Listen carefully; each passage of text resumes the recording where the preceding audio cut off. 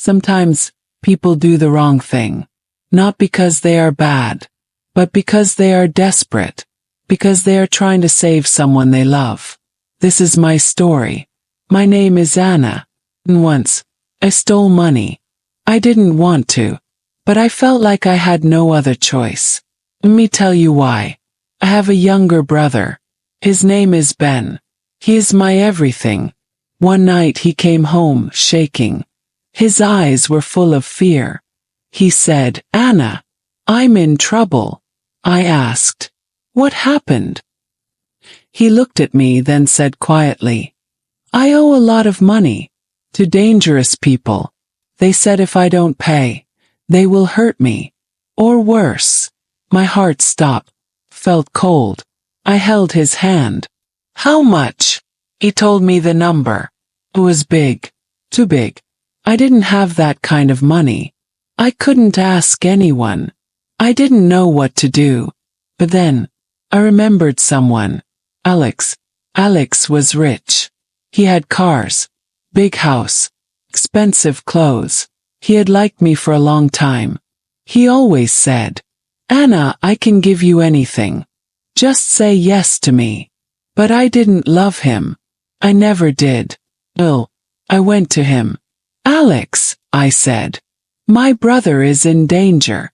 I need your help. Please. Can you lend me some money?" Alex smiled.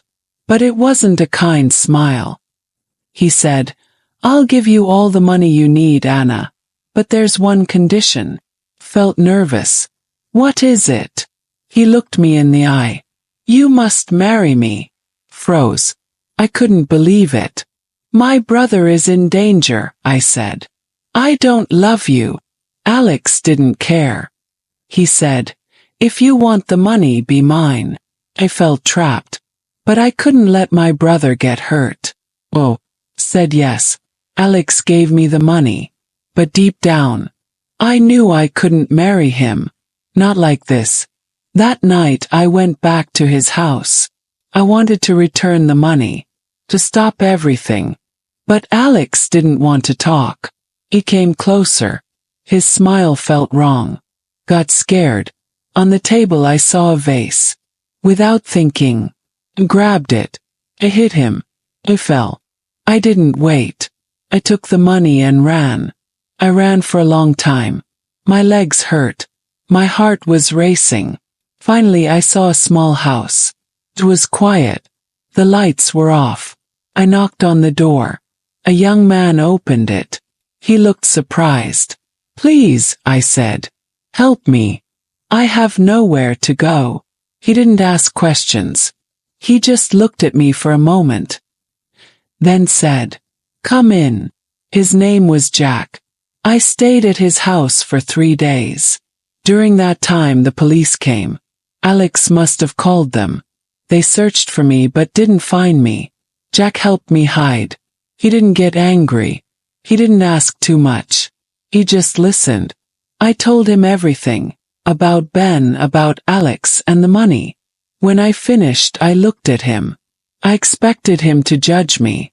But Jack only said, "You did what you had to do. For your family."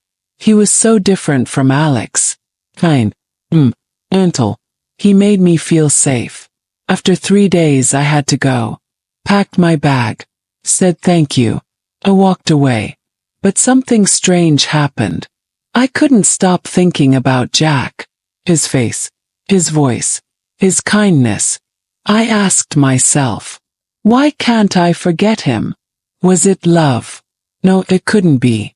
Could it? But deep inside, I knew the answer. I loved him. Weeks passed. My brother was safe. I used the money to pay the debt. The dangerous men left him alone. But my heart was not at peace. Every time I closed my eyes I saw Jack. His smile. His voice. His kindness. I missed him. Finally, I made a decision. I would go back. I didn't know if he would forgive me. I didn't know if he even wanted to see me again. But I had to try.